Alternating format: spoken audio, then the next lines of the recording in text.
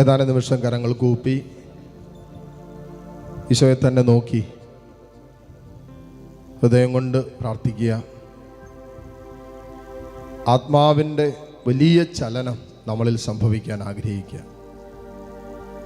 ആത്മാവാണ് ജീവൻ നൽകുന്നത്, ശരീരം ഒന്നിനും ഉപകരിക്കുന്നില്ലെന്നാണ് വചനം പറയുന്നത്. ആത്മാവാണ് നമുക്ക് ജീവൻ തരുന്നത്. അപ്പം ആത്മാവിൽ ജീവനുണ്ടായാൽ മാത്രമേ നമുക്ക് ജീവൻ ഉണ്ടാകുകയുള്ളൂ. ആത്മാവിൽ ഒരു ജ്വലനം സംഭവിച്ചാലേ ആത്മാവിൻ്റെ വരദാന ഫലങ്ങൾ നമ്മളിൽ നിന്നും പുറപ്പെടാൻ തുടങ്ങും. ഇനി ആത്മാവ് ജ്വലിക്കാൻ ഒരു എളുപ്പ വഴിയാണ് തെരഞ്ഞെടുക്കപ്പെട്ടവരുടെ അഭിഷേകം സ്വീകരിക്കുക. തെരഞ്ഞെടുക്കപ്പെട്ടവരിൽ നിന്നും അഭിഷേകം സ്വീകരിക്കുക, അവരുടെ കൈവപ്പ് സ്വീകരിക്കുക, അവർക്ക് നൽകപ്പെട്ട അധികാരത്തിൻ്റെ കീഴിൽ നിന്നുകൊണ്ട് നീ അഭിഷേകത്തിന് വേണ്ടി യാചിക്കുക. ഇവിടെ കർത്താവ് പ്രവർത്തിക്കും. ദൈവമാണ് തെരഞ്ഞെടുത്തതെങ്കിൽ ആ തെരഞ്ഞെടുപ്പുകളിലൂടെ എന്നും എക്കാലവും ദൈവം പ്രവർത്തിക്കും. ദൈവത്തിൻ്റെ തെരഞ്ഞെടുപ്പായതുകൊണ്ട്. മോശ ദൈവത്തിൻ്റെ തെരഞ്ഞെടുപ്പായിരുന്നു. മോശയുടെ കരങ്ങളിലൂടെ ദൈവം പ്രവർത്തിച്ചില്ലേ? അത്ഭുതങ്ങളും അടയാളങ്ങളും ദൈവം പ്രവർത്തിച്ചു. യെശയ്യാ ദൈവത്തിന്റെ തെരഞ്ഞെടുപ്പായിരുന്നു. ജെറമിയ ദൈവത്തിന്റെ തെരഞ്ഞെടുപ്പായിരുന്നു. പ്രവാചകന്മാരൊക്കെ ദൈവത്താൽ തെരഞ്ഞെടുക്കപ്പെട്ടവരായിരുന്നു. അവരിലൂടെ ദൈവം പ്രവർത്തിച്ചില്ലേ? അവരിലൂടെ അനേകരെ ദൈവം അഭിഷേകം ചെയ്തില്ലേ? മക്കളെ, അങ്ങനെയെങ്കിൽ അപ്പസ്തോലന്മാരിലൂടെ ദൈവം അനേകരെ അഭിഷേകം ചെയ്തെങ്കിൽ വിശ്വസിക്ക്, ദൈവത്തിന്റെ തെരഞ്ഞെടുപ്പുകളിലൂടെ ഇന്നും ദൈവം നമ്മെ അഭിഷേകം ചെയ്യും. അതുകൊണ്ടാണ് ഈ വിഷയം വളരെ പ്രധാനപ്പെട്ടതായി മാറുന്നത്. അവിടെ ദൈവത്താൽ തെരഞ്ഞെടുക്കപ്പെട്ട വൈദികര്, സന്യസ്തര്, സമർപ്പിതരെല്ലാം ഒരു ഭാഗത്ത് നിൽക്കട്ടെ. അതിനേക്കാളും വളരെ പ്രധാനപ്പെട്ട വിഷയമാണല്ലോ നമ്മുടെ കുടുംബത്തിൽ ദൈവം നമുക്ക് ജന്മം നൽകാൻ വേണ്ടി തെരഞ്ഞെടുത്തവരായ നമ്മുടെ മാതാപിതാക്കൾ. എന്നെ ശ്രവിക്കുന്ന ഏതെങ്കിലും മക്കള് സ്വന്തം മാതാപിതാക്കളെ മുറിപ്പെടുത്തുകയോ വേദനിപ്പിക്കുകയോ അവരുമായുള്ള ബന്ധത്തിൽ എന്തെങ്കിലും അസ്വസ്ഥതകൾ ഉണ്ടെങ്കിൽ ഈ ആരാധനയുടെ സമയത്ത് കണ്ണുനീരോടെ പ്രാർത്ഥിക്കും. മക്കളെ, എങ്ങോട്ടാണ് നമ്മുടെ യാത്ര പൊയ്ക്കൊണ്ടിരിക്കുന്നത്? വചനം എന്നാ പറയുന്നത്? അപ്പൻ്റെ അമ്മയുടെ ശാപം നിന്റെ ഭവനത്തിൻ്റെ അടിത്തറ തകർക്കൂന്ന് എന്ന് പറഞ്ഞാൽ, നീ ഇപ്പോൾ കെട്ടിപ്പൊക്കിക്കൊണ്ടിരിക്കുന്ന നിന്റെ ഭവനത്തിൻ്റെ അടിത്തറയുണ്ടല്ലോ, അതൊരു സുപ്രഭാതത്തിൽ തകർന്നു പോയിട്ട്, അടിസ്ഥാനം തകർന്നിട്ട് ചീട്ടുകൊട്ടാരം പോലെ നിന്റെ ജീവിതവും തകർന്നു പോകും. ഭൗതിക നേട്ടം മാത്രം നോക്കി കാണരുത്. ആത്മീയ പാപ്പരത്വത്തിലേക്ക് നീ പോകുന്നു. ഒരാത്മീയ വളർച്ചയില്ലാതെ ആത്മീയ മന്ദതയിലും മരവിപ്പിലും നിന്റെ ജീവിതം പോകും. ചിലപ്പോൾ നിരാശയിലേക്ക് നിന്റെ ജീവിതം പോകും. പ്രത്യാശയില്ലാത്ത അനുഭവത്തിലേക്ക് പോകും. ആത്മഹത്യ ചിന്തകൾ നിന്നെ വേട്ടയാടും. പാപകരമായ വഴികളിലേക്ക് ഒരുപക്ഷെ നിന്റെ ജീവിതം പോകും. ദൈവസ്നേഹത്തിന് നിരക്കാത്ത പ്രവണതകളിൽ നിന്റെ ജീവിതം നീ കെട്ടിയിടുന്ന അവസ്ഥയിലേക്ക് പോകും. ചില സ്വഭാവത്തിന്റെ വൈകല്യങ്ങളുടെ അടിമത്തങ്ങളിലേക്കും ചില ദുശീലങ്ങളുടെയും പാപകരമായ ജീവിതത്തിന്റെ വഴികളുടെയും അടിമത്തങ്ങളിലേക്കും ഒരുപക്ഷെ നീ വീണുപോകും. എന്തുവാകട്ടെ,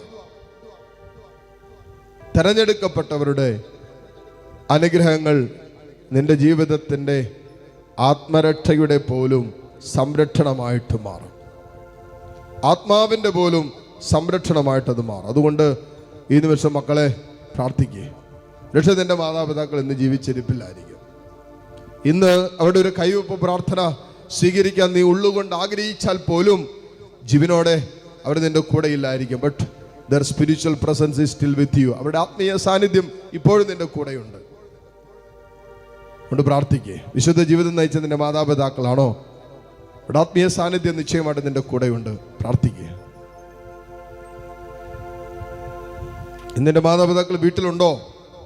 തീർച്ചയായിട്ടും അവരുടെ കൈവപ്പ് പ്രാർത്ഥന സ്വീകരിക്കാൻ നീ തീരുമാനമെടുക്കണം.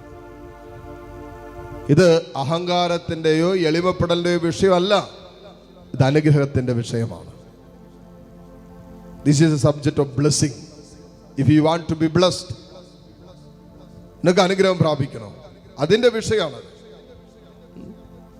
ഇവിടെ നീ അപ്പനോളം വളർന്നോ, നീ അമ്മയോളം വളർന്നോ എന്നുള്ളതല്ല വിഷയം. നിനക്ക് അപ്പനേക്കാളും അമ്മയെക്കാളും വിദ്യാഭ്യാസം ഉണ്ടെന്നുള്ളതല്ല വിഷയം. നിനക്ക് അവരെക്കാൾ ബുദ്ധി ഉണ്ടെന്നുള്ളതല്ല വിഷയം. മറിച്ച് ഇത് അനുഗ്രഹത്തിന്റെ വിഷയമാണ്, നിന്റെ ആത്മരക്ഷയുടെ വിഷയമാണ്, കൃപയുടെ വിഷയമാണ്, പരിശുദ്ധാത്മാവിന്റെ വരദാന ഫലങ്ങളുടെയൊക്കെ വിഷയമാണ്. നിന്നിൽ ആത്മാവിന്റെ ചലനമുണ്ടാകേണ്ടതിന്റെ വിഷയമാണ് ഈ പറഞ്ഞുകൊണ്ടിരിക്കുന്നത്. അതുകൊണ്ട് എന്നെ ശ്രമിക്കുന്ന ഏതെങ്കിലും മക്കള് സ്വന്തം അപ്പനോടോ അമ്മയോടൊക്കെ വെറുപ്പ് സൂക്ഷിക്കുന്ന മക്കളുണ്ടെങ്കിൽ, അവരുമായിട്ടുള്ള ബന്ധം എവിടെയെങ്കിലും മുറിഞ്ഞു കിടക്കുന്ന മക്കൾ, വിച്ഛേദിക്കപ്പെട്ടു പോയ മക്കൾ ഇതിനകത്തുണ്ടെങ്കിൽ, ഇപ്പോൾ ഈ ആരാധന നിമിഷങ്ങളിൽ ഒന്ന് മാപ്പ് പറഞ്ഞ് പ്രാർത്ഥിച്ച്, ഒരു ക്ഷമിച്ചൊന്ന് പ്രാർത്ഥിച്ച്, ക്ഷമ കൊടുത്തൊന്ന് പ്രാർത്ഥിച്ച്, അവർ മൂലം വേദനിച്ചതായിരിക്കാം, അവിടെ ചില പ്രവൃത്തികളോ പെരുമാറ്റങ്ങളോ സംസാരങ്ങളോ ഒക്കെ നിന്നെ വല്ലാതെ മുറിപ്പെടുത്തിയിട്ടുണ്ടാകട്ടെ, അവർക്ക് ക്ഷമ കൊടുക്കുക, അവരോട് ക്ഷമിക്കുക, അവരനുഗ്രഹിച്ചൊന്ന് പ്രാർത്ഥിക്കുക, അവിടെ അനുഗ്രഹം സ്വീകരിച്ചു പ്രാർത്ഥിക്കുക. വലിയ അഭിഷേകം നിന്നിൽ വെളിപ്പെടാൻ തുടങ്ങും. നീ ചിന്തിക്കുന്നതിനും അപ്പുറമായ ആത്മാവിന്റെ പ്രവർത്തനം നിന്നിൽ ത്വരിതപ്പെടാൻ തുടങ്ങും. വിശ്വസിക്ക്, ഇത് പാഴ്വാക്കല്ല, ഇത് ദൈവത്തിന്റെ വചനത്തിന്റെ വാഗ്ദാനമാണ്. വാഗ്ദാനങ്ങളിൽ വിശ്വസ്തരായ ഒരു ദൈവത്തെയാണ് നമ്മൾ ആരാധിക്കുന്നത്, സ്തുതിക്കുന്നത്, വിശ്വസിക്കുന്നത്. അതുകൊണ്ട് വാഗ്ദാനം പൂർത്തിയാക്കാൻ കഴിവുള്ളവനാണ് നമ്മുടെ കർത്താവ്. ഇതാ കർത്താവ് ഇയാൾ താരയിൽ, ഇതാ ദിവ്യകാരുണ്യത്തിൽ ആ കർത്താവുണ്ട്. കരങ്ങൾ തുറന്ന് ഈശോയിലേക്ക് നീട്ടിപ്പിടിച്ച്, എന്നിട്ട് താഴ്മയോടെ എളിമയോടെ പ്രാർത്ഥിക്കുക. എൻ്റെ അറിവില്ലായ്മ കൊണ്ടോ, എൻ്റെ അഹങ്കാരം കൊണ്ടോ, എൻ്റെ അലസത കൊണ്ടൊക്കെ ദൈവം തെരഞ്ഞെടുത്ത, എന്നെ അനുഗ്രഹിക്കാൻ വേണ്ടി തെരഞ്ഞെടുത്ത എൻ്റെ അപ്പൻ്റെയോ എൻ്റെ അമ്മയുടെയോ കരങ്ങളെ ഞാൻ മുറിപ്പെടുത്തിയിട്ടുണ്ടോ? അവരിന്നോളം വേദനിപ്പിക്കുന്ന ജീവിതത്തിൻ്റെ അനുഭവങ്ങൾ ഞാൻ സമ്മാനിച്ചിട്ടുണ്ടോ? മാപ്പ് പറ, ഉള്ളുകൊണ്ടെങ്കിലും മാപ്പ് പറ. ദൈവമേ, എനിക്ക് തെറ്റ് പറ്റിയെന്നെങ്കിലും പറ. ദൈവമേ, നിനക്കെതിരായി, നിനക്ക് മാത്രമെതിരായി ഞാൻ പാപം ചെയ്തുവെന്ന് ദാവീദ് രാജാവ് ഉറക്കെ കരഞ്ഞില്ലേ? ഉള്ളുകൊണ്ടെങ്കിലും വലിയൊരു അനുതാപം നിനക്ക് കിട്ടിയാൽ, മോനെ, നിന്നിൽ ആത്മാവിൻ്റെ പ്രവർത്തനങ്ങൾ ആരംഭിക്കാൻ തുടങ്ങും. നീ വിചാരിക്കുന്നതിനും നീ സ്വപ്നം കാണുന്നതിനപ്പുറമായ ആത്മാവിൻ്റെ പ്രവർത്തനങ്ങൾ നിന്നിൽ മുളയെടുക്കുന്നത് നീ കാണും.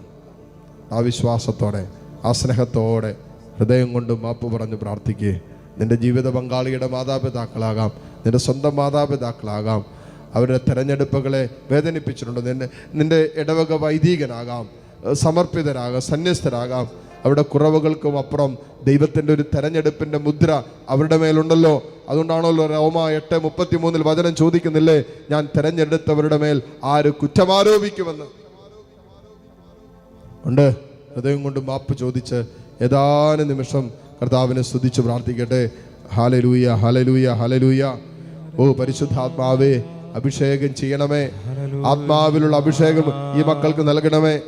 കർത്താവേ, തെരഞ്ഞെടുക്കപ്പെട്ട ദാസരിലൂടെയുള്ള അഭിഷേകം കൊണ്ട് ഈ മക്കളെ ഇപ്പോൾ നിറയ്ക്കണമേ എന്ന് പ്രാർത്ഥിക്കുന്നു. ഹല്ലേലൂയ, ഹല്ലേലൂയ, ഹല്ലേലൂയ, ഹല്ലേലൂയ. ഈശോയെ ആരാധന, ആരാധന, ആരാധന, ആരാധന, ആരാധന, ആരാധന. ഹല്ലേലൂയ, ഹല്ലേലൂയ, ഹല്ലേലൂയ, ഹല്ലേലൂയ, ഹല്ലേലൂയ. ഈശോയെ ആരാധന, ആരാധന, ആരാധന. ഹല്ലേലൂയ, ഹല്ലേലൂയ, ഹല്ലേലൂയ. ഈശോയെ നന്ദി. മുട്ടുകുത്താൻ സാധിക്കുന്ന എല്ലാ മക്കളെയും നിമിഷം മുട്ടുമേലായിരിക്കുന്നു. ദിവ്യകാരുണ്യ ഈശോയുടെ ആശീർവാദം സ്വീകരിക്കാൻ ഒരുങ്ങുന്ന നിമിഷങ്ങളാണ്. ദൈവത്തിൻ്റെ വലിയ കരുണയാണ് മക്കൾ ഈ നിമിഷങ്ങളിൽ നമ്മളെ പിന്തുടർന്നുകൊണ്ടിരിക്കുന്നത്. ദൈവത്തിൻ്റെ അനന്തമായ സ്നേഹമാണ് നമ്മളെ വലയം ചെയ്തുകൊണ്ടിരിക്കുന്നത്. ആ സ്നേഹത്തിൽ, ആ സ്നേഹത്തിൻ്റെ സമ്പന്നതയിൽ നമുക്ക് ആവശ്യമുള്ളതൊക്കെ ഉണ്ട്.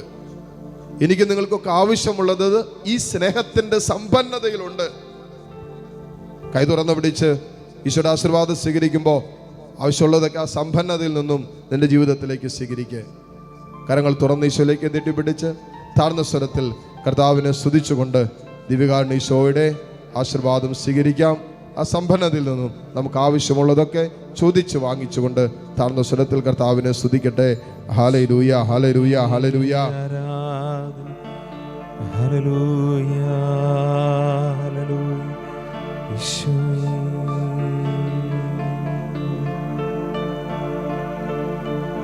അളവില്ല സ്നേഹത്താൽ